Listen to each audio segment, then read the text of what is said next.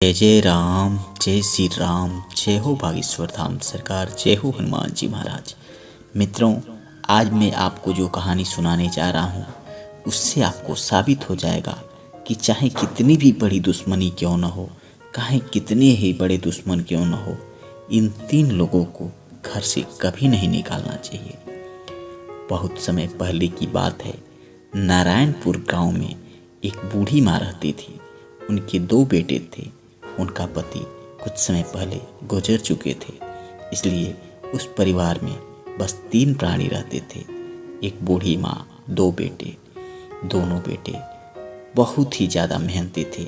वह खेतों में बहुत मेहनत करते थे, अन्न उपजाते थे, फिर उसे बेचकर अपने घर परिवार का खर्चा चलाते थे। इस प्रकार से धीरे धीरे समय बीतता रहा और बच्चे धीरे धीरे बड़े हो गए, जवान हो गए। अब बूढ़ी माँ ने उन दोनों बेटों की शादी विवाह कर दी और अपने आप को जिम्मेदारियों से मुक्त कर लिया। दोनों बहुएं शुरुआत में तो बहुत ही घुल मिल के रहती थी। पता ही नहीं चलता था कौन सा काम कब हो गया, कौन सा काम कब हो गया। घर में कभी तनाव की स्थिति बनती ही नहीं रहती थी। दोनों भाई मिलजुल कर रहते थे। दोनों बहुएं शुरुआत में तो मिलजुल कर रहीं, लेकिन जैसे ही 6 महीने साल भर गुजरे कि दोनों में लड़ाई तकरार झगड़ा शुरू हो गया। दोनों आपस में लड़ती झगड़ना शुरू कर दी। बड़ी बहू कहती थी कि तुम ये काम नहीं की हो, तुम वो काम नहीं की हो, मुझे ज़्यादा करना पड़ा है। छोटी बहू भी कब नहीं थी, वह भी तंज कसती थी, कल मैंने भी तो किया था, उस समय तो मैं आपसे कहने नहीं गई थी। इस तरह से कह कर के दोनों आपस में लड़ते झगड़ते रहते थे। बूढ़ी माँ देखते देखते परेशान हो जाती थी। उसने अपने बेटों से कहा, बेटा, घर में कलह कलेश पड़ रहा है। इसका 2 ही कारण हो सकता है। पहला कि घर में धन का जो है अभाव हो रहा है, और धन जब नहीं रहेगा तो कलह कलेश दिन पर दिन बढ़ता जाएगा। ऐसा करो कि तुम लोग बाहर चले जाओ। और दूसरा कारण है, हम लोग ज़रूरत से ज़्यादा खाली रहते हैं। जब खाली समय ज़्यादा रहेगा तो तुम लोग भी बहुओं की बातें सुनोगे और वो लोग भी तुमसे कहेंगे, ऐसे तुम्हारा भी टाइम खराब होगा, उनका भी टाइम खराब होगा। और तुम लोग बाहर चले जाओगे तो कम से कम घर में 3 लोग रहेंगे, कलह कलेश कम होगा, आपसी मनमुटाव कम होगा और तुम दोनों का भाईचारा भी बना रहेगा। इसलिए बच्चों ने माँ की बातें मानी और वे लोग बाहर निकल गए, परदेश में चले गए कमाने के लिए। मित्रों, अब घर में फिर से 3 लोग बच गए थे, दोनों बहुएं और बूढ़ी माँ। कुछ दिनों तक तो ठीक चला, लेकिन वे सब आदत से मजबूर थे, बार बार लड़ते झगड़ते रहते। बूढ़ी माँ ने एक दिन बड़ी बहू को समझाने की कोशिश किया। उसने समझाया कि तुम बड़ी हो और तुम्हें घर को लेकर चलना चाहिए, इस परिवार को चलाने का हक तुम्हारा है। तुम बड़ी हो, यदि वह तुम्हें कुछ कह भी देती है तो तुम्हें उसे क्षमा कर देना चाहिए। क्षमा बड़न को चाहिए, छोटन को उत्पात। वह बूढ़ी माँ की बातें सुनकर आग बबूला हो गई। कहने लगी, आपने ही तो उसका मन बढ़ा दिया है, आप ही तो चढ़ा चढ़ा के उसको सर पे चढ़ा ली रखी हैं, और आज जो भी घर में कलह कलेश होता है यह आपकी वजह से ही होता है। आप मुझे मत समझाइए, मुझसे छोटी है, आपको उसको समझाना चाहिए कि वह मुझसे तमीज़ से बात करे, तमीज़ से रहे। मैं कुछ ना करूं तब भी वह कुछ कामें कर दे, क्योंकि मैं घर में बड़ी हूं। बूढ़ी माँ ने सोचा कि इसे समझाने से बेहतर है कि मैं चुप रहूं। वह कुछ दिन शांत रही, फिर उसने कोशिश की कि क्यों न मैं छोटी बहू को समझाऊं। वह छोटी बहू के पास गई और बोली कि बहू देखो, वो तुमसे पहले से घर में आई है, वह घर में बड़ी है, उसने घर के लोगों को बनाया है, खिलाया है, और जब तक तुम नहीं थी तब तक तुम्हारे पति का भी सेवा सत्कार किया है। इसलिए तुम्हें उसके साथ इज्जत के साथ रहना चाहिए, तुम्हें उसे इज्जत देना चाहिए। तुम 2 काम अधिक भी कर लोगी तो क्या हो जाएगा, तुम तो छोटी हो। छोटी बहू भी बोलने लगी कि आपने ही तो उसका मन बिगाड़ के रखा है। यदि शुरू से न आपने डांट फटकार के रखा होता तो आज घर में ये नौबत ही नहीं आती। सबका जड़ तो आप ही हैं। वे दोनों बहुएं इस तरह से बूढ़ी माँ को बुरा भला कहकर उनसे अब बोलना छोड़ दी थी, बातें करना छोड़ दी थी। बेचारी बूढ़ी माँ उन्हें अपना खाना खुद जाकर निकाल कर खाना पड़ता था, क्योंकि खाना बनाकर अपना अपना तो खाना ले जाके अपने घर में रख लेती थी, खा लेती थी। थोड़ा बहुत खाना बच जाता था, वह बूढ़ी माँ के लिए छोड़ देती थी। बेचारी बूढ़ी माँ वही खाना खाकर सो जाती थी। अब रोज रोज की लड़ाइयाँ उस बूढ़ी माँ से नहीं देखी जा रही थी, इसलिए उसने सोचा कि क्यों न मैं गाय के चारा के लिए घर से बाहर निकल जाया करूं, और रोज दिन भर मैं घर से बाहर रहूंगी तो इन लोगों की लड़ाइयों का किच किच किच किच हमें सुनाई नहीं देगा और मैं परेशान नहीं होंगी। इस तरह से वह घर से बाहर निकल गई और घर जाकर खेतों से चारा काट कर लाती और दिन भर बाहर ही रहती थी। सायंकाल को आती, थोड़ा बहुत जो खाना बचता था खा लेती थी, सो जाती थी। इस तरह से अब रोज का काम उसका यही हो गया। एक दिन वह गाय का चारा काटने के लिए खेतों में पहुंची तो वहाँ उसे रास्ते में एक विशाल सर्प दिखाई दे गया। वह सामने सांप को देखकर भयभीत हो उठी। वह बेचारी सोचने लगी कि हे प्रभु, आज मेरी रक्षा करो, नाग देवता से हमें बचा लो। यह नाग इतना विशाल है कि यह मुझे खा ही जाएगा। तब तक वह नाग मनुष्य की भाषा में बोल उठा कि हे माते, तुम भयभीत ना हो, मैं तुम्हें कोई नुकसान नहीं पहुंचाऊंगा। नाग की बातें सुनकर उस बूढ़ी माँ के जी में जी आया और वह नाग बोला कि माता, मुझे बहुत ज़ोर से भूख लगी है और मुझे कुछ खाने को दे दो, क्योंकि मैं जहाँ रहता था वहाँ पर एक महात्मा जी थे और उन्हीं के आश्रम में मैं रहता था और कुछ समय पहले उनका देहांत हो गया। और जब तक महात्मा जी थे तब तक तो हमें वही दूध पिला देते थे, वहीं एक गाय भी रखे थे और उस गाय का दूध वो खुद पीते थे और मुझे भी पीने के लिए दे देते थे। तब तक तो मैं खाता पीता रहा, लेकिन जब से वो मर गए हैं वह गाय भी बेचारी इधर उधर छटपटा रही है और मैं भी भूख प्यास से तड़प रहा हूँ। कोई दूध निकालने वाला भी नहीं है कि मैं दूध पी सकूं। नाग की बातें सुनकर बूढ़ी माँ बोली कि ठीक है, मैं आज तो नहीं लेकिन कल से आपके लिए इंतज़ाम ज़रूर कर दूंगी। कल से मैं आपके लिए जो भी मुझे मिल जाएगा दूध, मैं उस दूध को लेकर ज़रूर आपके लिए आऊँगी। इस तरह से वह अगले दिन जब खेतों की तरफ जा रही थी तो उन्होंने कटोरी में दूध भर लिया और उसे ढककर अपनी साड़ी के पल्लू से लेकर खेतों की तरफ चल गई। खेत में जब वो पहुंची तो वहाँ उसी समय वह नाग भी आकर उस बूढ़ी माँ का इंतजार कर रहा था। बूढ़ी माँ ने उसे दूध पीने के लिए दिया और डरते डरते पूछा कि हे नाग देवता, आप कौन हैं? आप एक सर्प होकर भी मनुष्यों की भाषा कैसे बोल रहे हैं? भला आप कौन हैं? कल तो मैं आपसे नहीं पूछ पाई थी, मुझे बहुत डर लग रहा था, लेकिन अब मुझे आप बता दीजिए कि आप कौन हैं और मनुष्यों की भाषा कैसे बोल पा रहे हैं। वह नाग देवता बोले कि मैं एक श्राप के कारण नाग बन गया था। मेरा जन्म एक राजकुमार के रूप में हुआ था। मैं एक राजा के घर पैदा हुआ था, लेकिन मुझे श्राप की वजह से सांप का वेश धारण मिल गया और मैं तब से अभी तक सांप भी हूँ और मुझे 1-2 साल तक और लग जाएंगे जब तक मैं सांप के वेश में रहूँगा। उसके बाद से मैं पुनः एक राजकुमार बन जाऊँगा। इस प्रकार से रोज अब बूढ़ी माँ खेतों में पहुँच जाती थी। कभी बड़ी बहू के यहाँ से थोड़ा दूध निकाल लेती तो अगले दिन छोटी बहू के यहाँ से दूध निकाल लेती और वह दूध लेकर उस सर्प को रोज पिलाया करती थी और रोज खेतों में वह सर्प नियर टाइम पर आ जाता था और दूध पीकर वह फिर अपने घर चला जाता था। इस तरह से एक दिन बड़ी बहू ने छोटी बहू से कहा कि देखो, मेरा दूध कम हो जा रहा है। तो छोटी बहू बोली कि नहीं नहीं, मेरा भी दूध कुछ दिनों से ऐसा लगता है कि हर दूसरे दिन कम हो जा रहा है, लेकिन हम तीनों के अलावा इस घर में कौन रहता है? तो हो सकता है इस दूध को पीने वाली उसकी सासू माँ हो। वे दोनों अब इस फिराक में लग गईं कि उसका दूध कौन चुरा रहा है। वह अगले दिन दोनों छुपकर देखने लगी। जब वह बूढ़ी माँ खेतों की तरफ निकलने वाली थी तो वह जाकर बड़ी बहू के दूध से एक कटोरी दूध भर लिया और उसे लेकर खेतों की तरफ चल गया। जैसे वह खेतों की तरफ जा रही थी, ये दोनों जो बहुएं थीं वो दोनों छिप छिप कर देख रही थी कि बूढ़ी माँ इस दूध को खुद पीती है कि किसी दूसरे के लिए ले जाती है। आखिर यह खेतों के लिए दूध क्यों ले जा रही है। वो सब पीछे पीछे चली जा रही थी। बूढ़ी माँ खेतों में पहुंची, वह सांप वहां आ गया था। उन्होंने उस विशालकाय सांप को वह दूध पीने के लिए दे दिया, और जैसे ही उस विशालकाय सांप को ये दोनों बहुएं देखी, दोनों थर्रा उठी। दोनों पहले भयभीत हो उठी कि इतने विशालकाय सांप के सामने उनकी सासू माँ क्या कर रही हैं।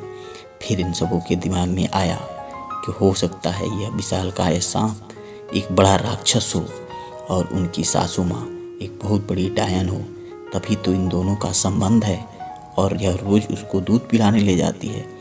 अब दोनों ने सोचा कि यह सासू माँ बहुत ही बड़ी डायन है, वह उनके बच्चों को खा जाएगी, वह उन्हें मार देगी, इसलिए इसको अपने घर में रखना सही नहीं है, इसे घर से बाहर निकालना बहुत ही ज़रूरी हो गया है। इस प्रकार दोनों ने निश्चय किया कि आज से वह सासू माँ को घर में नहीं घुसने देंगी। सायंकाल को जब सासू माँ उधर से चारा काट कर घर लाई तो उन्होंने देखा घर का दरवाज़ा बंद है। सासू माँ अंदर जाकर दरवाज़ा खटखटाई तो दोनों बहुएं दरवाज़ा खोली, लेकिन दोनों डंडा लेकर खड़ी थीं। सासू माँ ने पूछा, आखिर तुम लोग ऐसे क्यों खड़ी हो और दरवाज़ा क्यों बंद कर रखा था। उन्होंने बोला, तुम अभी इस घर से निकल जाओ, हमसे बड़ी सयानी मत बनो, हम लोगों ने सब कुछ देख लिया है। वह एक विशालकाय सांप को तुम ले जाकर दूध पिला रही हो, वह तो कोई राक्षस है और तुम भी किसी डायन से कम नहीं हो जो उस राक्षस को दूध पिला रही हो। इस प्रकार से दोनों बहुओं ने उसे मार पीट कर घर से निकाल दिया। वह बेचारी बूढ़ी माँ रोती रही, बिलखती रही, इन लोगों के पैर पड़ती रही कि मैं इतनी रात को भला कहाँ जाऊँगी, किसके घर जाऊँगी, ये मेरा घर है, मुझे इस घर में रहने दो। लेकिन भला वह दोनों बहुएं कहाँ सुनने वाली थी। वह रात भर बेचारी रोती बिलखती रही और रात्रि के समय उसी खेत में चली गई जहाँ वह सर्प रोज उसे मिल जाता था। वह रात भर वहीं बिलखती रही, लेकिन वह सर्प नहीं आया।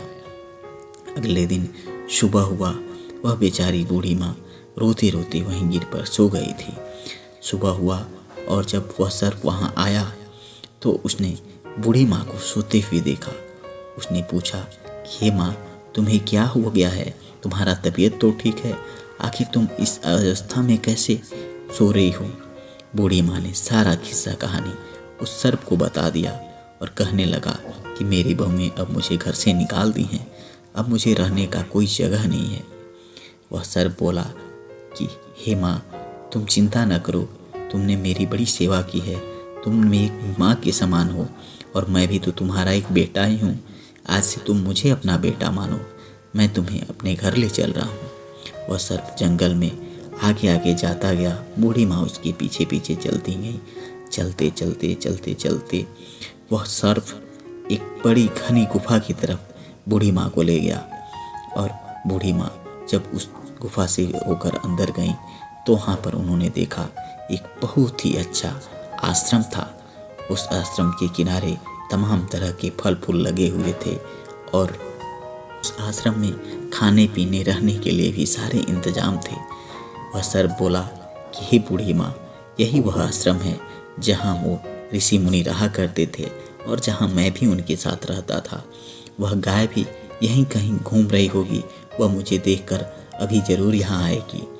वह इस आश्रम को वरदान प्राप्त है कि यहाँ कभी भी अन्न का कमी नहीं होगा, तुम जो चाहो जो बनाओ, जो चाहो जो खाओ, इस आश्रम में किसी चीज़ की कमी नहीं होगी। थोड़ी देर में वह गाय भी बेचारी इधर उधर घूम रही थी, वह भी इन लोगों को देखकर इन लोगों के पास आ गई। उस सर्प ने बोला कि हे माती, तुम इसका दूध निकालो, थोड़ा दूध तुम पी लो, थोड़ा मैं पी लेता हूँ। यह गाय भी शांत हो जाएगी, इसके दूध जो इसके पास कई दिनों से हैं निकले नहीं हैं, इसे भी बहुत कष्ट हो रहा है। बूढ़ी माँ ने दूध निकाला और थोड़ा थोड़ा दूध दोनों पी लिए। वह गाय भी थोड़ा बहुत चारा खाकर अब उसी आश्रम में बैठ गई। अब तीनों रोज बड़ी खुशी खुशी एक साथ खाना खाते और फिर दिन में सर्प वह निकल कर बाहर घूमने टहलने चला जाता। गाय भी चारा चरने चल जाती। बूढ़ी माँ भी खाना बना खाकर आराम करती। सायंकाल को पुनः ये सब आते थे और तीनों एक साथ खाना खाकर फिर सो जाते थे। फिर से बूढ़ी माँ के जीवन में एक प्रकार से नई ऊर्जा आ गई थी। वह बेचारी बड़ी खुश हो गई थी। उसे तमाम तरह के जो भी कष्ट थे सब दूर हो चुके थे। फिर एक दिन मौसम बहुत ही खराब हो गया था। बहुत तेज आंधी तूफान आ रहे थे, लेकिन सर्प बेचारा अभी तक घर में वापस नहीं आया था। गाय और बूढ़ी माँ उसका इंतजार कर रहे थे कि आ जाए, फिर वो खाना खाते हैं, लेकिन वह सर्प नहीं आया। रात भर बूढ़ी माँ ताकती रही, देखती रही, जागती रही, लेकिन वह सर्प नहीं आया। वे बेचारे बहुत भयभीत हो गए थे, बहुत चिंतित हो गए थे कि आखिर सर्प आ जाता है, आज आया क्यों नहीं। अगले दिन सुबह होते ही वह गाय और बूढ़ी माँ उसे ढूंढते हुए जंगल की तरफ निकल गए। ढूंढते ढूंढते वहाँ उन्हें जंगल में एक पेड़ गिरा हुआ मिला। उन लोगों ने उस पेड़ के पास जाकर देखा तो सर्प बेचारा वहीं दबा हुआ था। उस गाय और बूढ़ी माँ ने एक दूसरे की मदद करके उस सर्प को बाहर निकाला और पूछा, तुम कैसे यहाँ फंस गए। सर्प बताया, आंधी तूफान के कारण मैं वापस घर ही आ रहा था, लेकिन तब तक यह पेड़ गिर गया और मैं इसमें दब गया। मैं आप लोगों की बहुत ही चिंता कर रहा था कि आप लोग आ जाते तो मुझे बचा लेते, और ऊपर वाले की शुक्र है कि आप लोग आ भी गए। बूढ़ी माँ उस सर्प को लेकर उस आश्रम की तरफ ले गई और कुछ जड़ी बूटी पीसकर उस सर्प को धीरे धीरे लगाकर ठीक कर दिया। जो भी उसके जख्म थे वह भर गए थे। धीरे धीरे समय बीतता गया और वह 1-2 साल कैसे बीत गए पता ही नहीं चला। अब वह सर्प श्राप मुक्त हो गया और वह एक बहुत ही खूबसूरत राजकुमार बन गया। राजकुमार बनने के बाद से वह बूढ़ी माँ के पैरों पर गिर पड़ा और बोला कि हे माते, आपने मुझे बचा लिया। बूढ़ी माँ भी बहुत खुश थी, क्योंकि वह आज तक तो सर्प के वेश में उसका सेवा करती रही थी, अब वह राजकुमार के रूप में था। तीनों खुशी खुशी रहते थे। एक दिन बूढ़ी माँ बोली, बेटा, अब तो तुम श्राप मुक्त हो गए हो, अब तुम्हें अपने माँ बाप के पास चलना चाहिए, उनसे मिलना चाहिए। वह सर्प बोला, एक राजकुमार बन गया था। वह बोला कि नहीं नहीं, हम उन लोगों से क्या मिलने जाएं जो लोग मुझे जन्म देते ही मुझे ले जाकर जंगल में फेंक दिए थे। मैं उन लोगों से मिलने नहीं जाऊंगी। बूढ़ी माँ ने समझाया कि नहीं बेटा, माँ बाप तुम्हें उस समय सर्प के रूप में देखे थे, इसलिए लोग लाज समाज की डर से फेंक दिए होंगे, लेकिन आज तो तुम एक बहुत ही खूबसूरत राजकुमार हो। आज तुम्हें वे लोग जरूर अपना मना लेंगे। तुम्हें एक बार जरूर कोशिश करना चाहिए, उस माँ बाप के लिए तुम्हें वहाँ चलना चाहिए। वह राजकुमार बोला, ठीक है, आप मेरी माँ के समान हो और मैं आपकी बातें नहीं टाल सकता। चलो एक बार आपकी भी बात मान लेते हैं, एक बार चल के कोशिश कर लेते हैं। दोनों उस राज दरबार की तरफ चले गए जहाँ उस राजा का घर था। उधर जब वो लोग पहुँचे तो वहाँ पहरेदार खड़े थे। उस राजकुमार ने कहा कि मुझे राजा से मिलना है। पहरेदारों ने राजकुमार और बूढ़ी माँ को मंत्री के पास ले गए और ले जाकर मंत्री से मिलवाया। मंत्री से पुनः ये लोग बोले कि मुझे आपके राजा से मिलना है। मंत्री बोले कि नहीं, आप लोग नहीं मिल सकते, क्योंकि राजा और रानी की तबीयत ठीक नहीं है, वे बरसों से बीमार अवस्था में पड़े हुए हैं, इसलिए उनसे मिलने का आग्रह आप मत करिए। वह राजकुमार बोला, देखिए, उनसे मिलना बहुत ही ज़रूरी है, हम एक बहुत ही ज़रूरी काम से आए हैं, इसलिए आप कोशिश करके उन्हें मिलवा दीजिए। वह मंत्री बोलने लगा, कहने लगा कि वे राजा और रानी बहुत दिनों से अपने महल से नहीं निकले हैं, किसी से नहीं मिले हैं।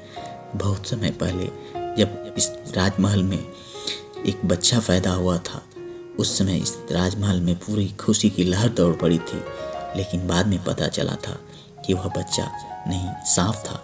इसलिए राजा ने उस सांप को ले जाकर जंगल में छोड़ दिया था, और उसके बाद से आज तक उस राजा और रानी ने कभी किसी से मुलाकात नहीं की है। सिंहासन भी वैसे के वैसे खाली पड़ा है और वे किसी से नहीं मिलते हैं।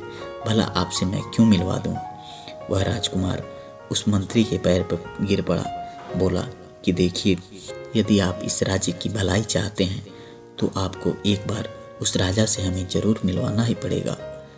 वह मंत्री मान गया और जाकर राजा के पास ले जाकर उन्हें मिलवा दिया। और जैसे ही राजकुमार ने उस राजा और रानी को पैर छूकर उन्हें प्रणाम किया, उनके शरीर में एक अजीब सी शक्ति का एहसास हुआ। वे दोनों जो बरसों से अपने बिस्तर से नहीं उठे थे, वे उठकर बैठ पड़े और पूछने लगे कि तुम कौन हो बेटा, और तुम अपना परिचय दो। आखिर तुमने जब हमें प्रणाम किया तो हमारे अंदर यह एक अजीब सी शक्ति कैसे पैदा हो गई। वह राजकुमार बोला कि हे पिताजी, हे माताजी, मैं ही वह सर्प था जिसे एक श्राप मिल गया था और आप लोगों ने उस सर्प को ले जाकर जंगल में छोड़ दिया था। मैं आपका पुत्र हूँ। जैसे ही वो लोग राजकुमार के मुख से पुत्र शब्द का नाम सुने, उनका पुत्र आ गया है, उसी का ठिकाना नहीं रहा। उनके अंदर बहुत ही जबरदस्त शक्ति आ गई। उन लोगों ने उठकर इस राजकुमार को अपने सीने से लगा लिया और उनसे माफ़ी मांगने लगे, बोलने लगे, बेटा मुझसे बहुत बड़ी गलती हो गई, मुझे माफ़ कर दो बेटा, मुझे माफ़ कर दो।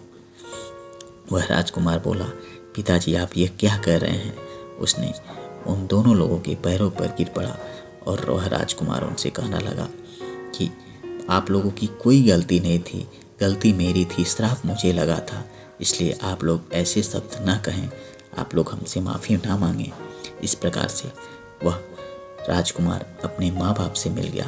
पूरे राज्य में खुशी की लहर दौड़ गई थी, क्योंकि उस राज्य का सिंहासन जो बरसों से खाली था, अब उस उम्मीद में आ गया था कि यह राज सिंहासन भर जाएगा। राजा ने भी बिना देरी किए राजकुमार का राज्याभिषेक कर दिया। इस प्रकार से मित्रों, कभी भी चाहे कितनी भी बड़ी गलती क्यों न हो गई हो, कभी भी अपने घर से इन 3 लोगों को बाहर कभी नहीं निकालना चाहिए। पहला बालक, दूसरा वृद्ध और तीसरा जो भी व्यक्ति आपकी यदि शरण में आता है तो आपको उसे अपने घर से नहीं निकालना चाहिए। इन्हें आदर सम्मान देना चाहिए, क्योंकि एक बालक, एक वृद्ध और एक शरण में आए हुए लोगों से ही इस संसार का कल्याण होता है। उधर राज्य में चारों तरफ खुशी का माहौल था। इन लोगों को अपना बेटा मिल गया था, लेकिन उधर बूढ़ी माँ फिर से दुखी अवस्था में हो गई थी।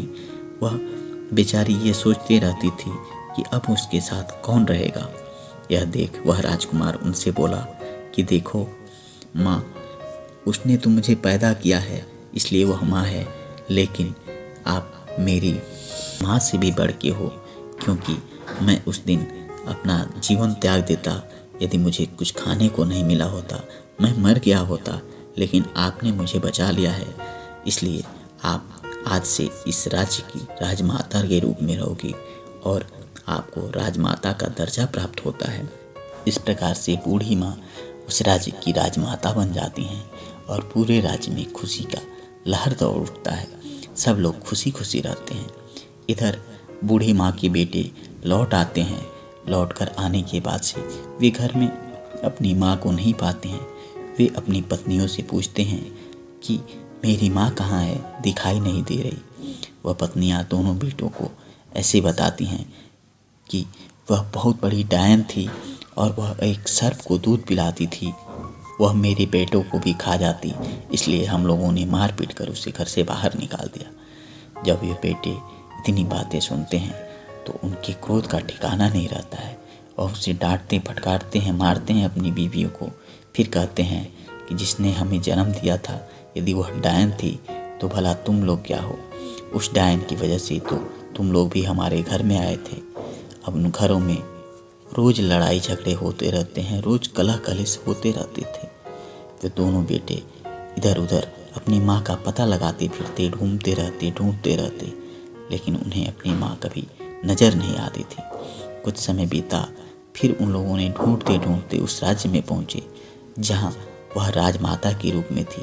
वे जाकर उनसे मिले और बोले कि माँ, अब घर लौट चलो, अब तुम्हारे घर लौटने के दिन आ गए हैं, हम लोग आ गए हैं, हम लोग तुम्हारे बेटे के समान हैं। बूढ़ी माँ बोली, बेटे के समान नहीं बेटा, तुम लोग तो मेरे बेटे ही हो, लेकिन तुम्हारा यहाँ एक और भाई है, उसकी सेवा सत्कार करने और उसके साथ रहने में मुझे बहुत ही आनंद होता है। इसलिए तुम लोग अपने घर पर खुशी खुशहाल रहो, मेरी यही कामना है। मैं यहीं रहूँगी, मैं उस घर में नहीं जाऊँगी। कहा जाता है मित्रों, जो लोग बड़े बुजुर्गों की सेवा नहीं करते, बड़े बुजुर्गों को इज्जत नहीं देते, उन्हें समाज में भी इज्जत नहीं मिलता। उनके बेटे उनका आदर सम्मान नहीं करते, उनसे प्रेम नहीं करते। जो लोग अपने माँ बाप का सेवा सत्कार नहीं करते हैं, उनके बच्चे भी उन्हें कभी सेवा सत्कार नहीं करते। ऐसा सदियों से चला आ रहा है। इसलिए मित्रों, हमेशा कोशिश यही करनी चाहिए कि हमें अपने बड़े बुजुर्गों का अधिक से अधिक सम्मान करें, उन्हें अधिक से अधिक इज्जत दें। जहाँ भी उन्हें हमारी ज़रूरत पड़े, हम उसके साथ कदम से कदम पे, कंधे से कंधे मिलाकर खड़े रहें और उनका आदर करें, सम्मान करें। इस प्रकार मित्रों, ये दोनों बेटे वापस घर चले जाते हैं और वह बूढ़ी माँ उस राज्य की राजमाता बनी रहती हैं। इस प्रकार से मित्रों, कहानी यहीं समाप्त हो जाती है। आपको ये कहानी कैसी लगी हमें कमेंट बॉक्स में ज़रूर बताइएगा। और यदि इस तरह की कहानियाँ आप और सुनना चाहते हैं तो चैनल को सब्सक्राइब अवश्य कर लीजिएगा। आप सभी पर प्रभु की कृपा बनी रहे। आप सभी को बहुत बहुत धन्यवाद।